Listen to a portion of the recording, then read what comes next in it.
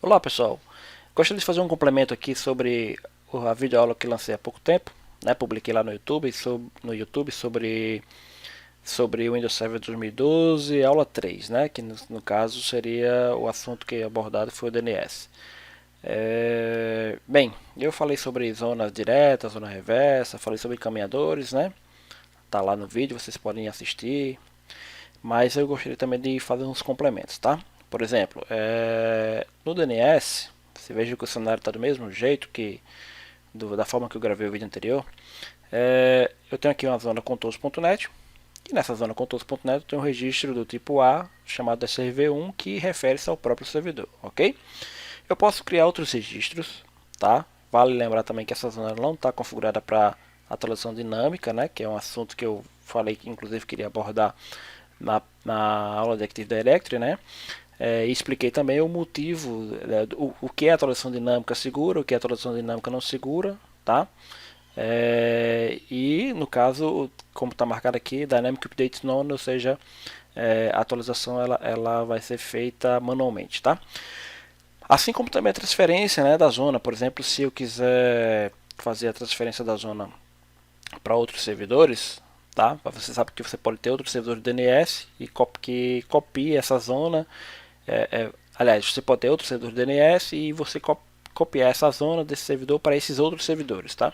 Então basta que você marque a opção aqui publicar, né, replicar para todos os servidores que fazem parte do name server, ou seja, os servidores que fazem parte desse registro aqui, ó, name server, que aí você pode ter outros servidores cadastrados aí, ok?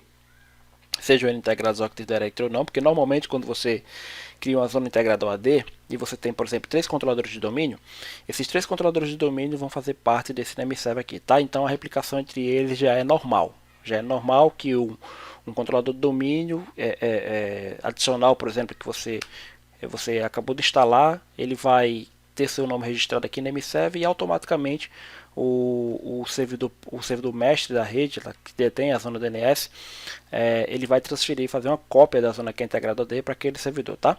Então, mas você pode fazer a transferência de forma manual, você pode vir aqui e habilitar, autorizando somente os servidores específicos, né, que você pode colocar aqui, ó, IP address, né, você pode cadastrar o IP do servidor, seja servidor Linux, seja servidor Windows, ou seja, qualquer servidor que vá precisar de uma cópia dessa zona, contours.net, para ser uma zona, no caso, secundária nesse outro servidor, tá? Aqui ela é a zona primária, então ela passa a ser secundária no servidor que vai receber a cópia, tá?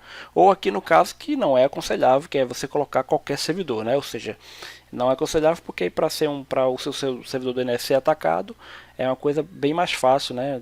Você está facilitando, mesmo que você tenha um firewall na frente, um UTM na borda do teu link de internet.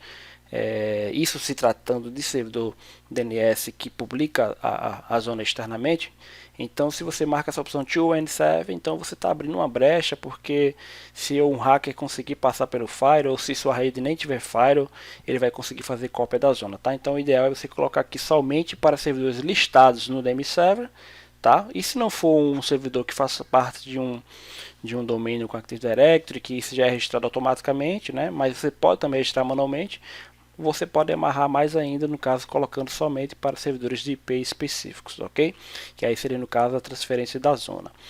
Pois bem, aqui essas informações gerais da zona, né, aliás, do name server, onde só tem um servidor, como eu expliquei antes. Então, quando você vai cadastrando outros servidores aqui, isso acontece na medida que você vai, por exemplo, colocando novos controladores de domínio que fazem parte do AD.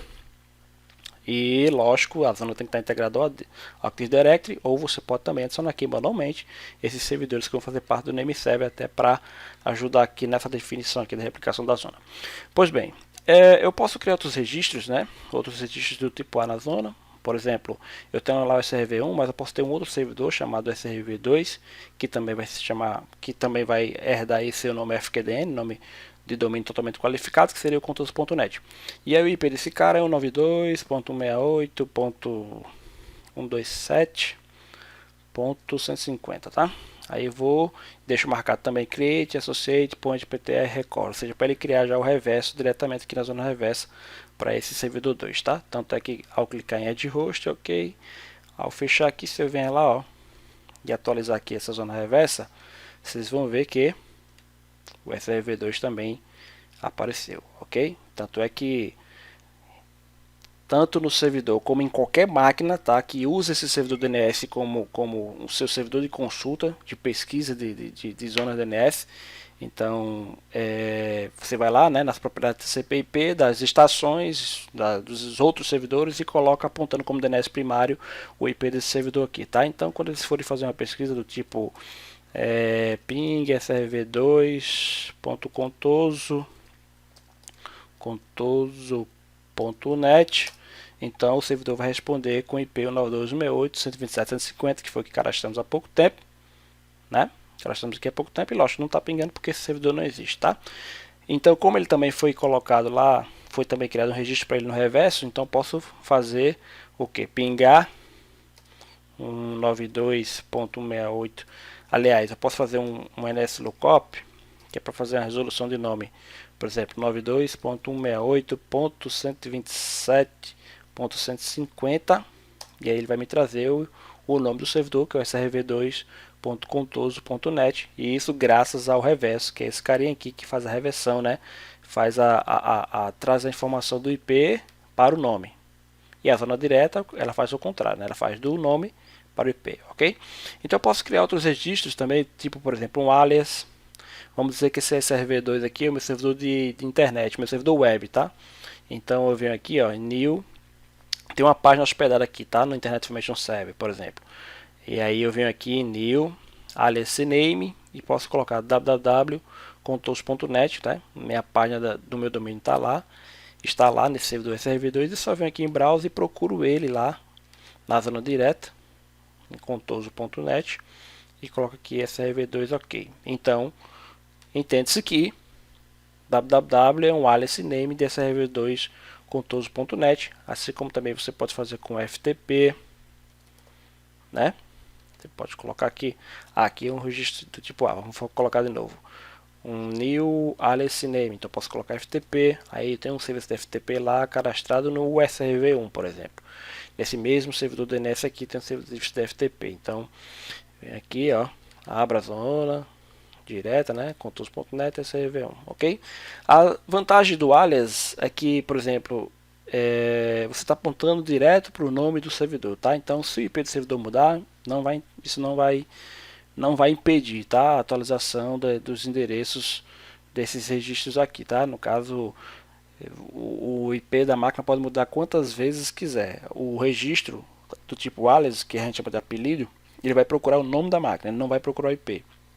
Já no caso do contrário, se eu colocasse, por exemplo, mail, que seria, digamos, o servidor de correio, tá?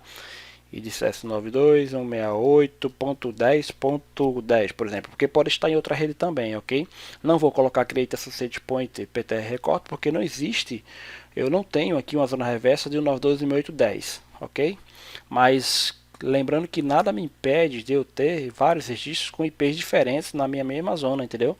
Então, o objetivo da zona é resolver, dizer que o nome refere-se ao IP X, ou que o IP X refere-se ao nome, ou seja, que o nome do serviço mail.contoso.net ele está associado ao IP de um servidor que pode estar até mesmo em outro provedor, que pode até estar em outro país, tá? Então não interessa, assim, isso é falando a nível de zona DNS publicada na internet, tá? Se o seu servidor é um servidor que vai publicar essa zona na internet, que vai ser responsável pela zona na internet, então você pode colocar aqui quantos registros você quiser, com endereços diferentes, que aí a função dele é resolver os nomes e os IPs. E aí quem vai dar acesso a esses nomes, né, a essas máquinas, a esses registros na internet, vai ser quem? Os roteadores. O roteador é quem vai fazer aí o seu trabalho de getter para fazer com que o pacote chegue no destino, ok? Beleza? Isso também serve para a zona interna. Você pode ter na zona interna, no caso do seu DNS, se ele for só interno, você pode ter também máquinas com registros de serviços internos com IPs diferentes, porque sua rede pode estar segmentada em VLANs.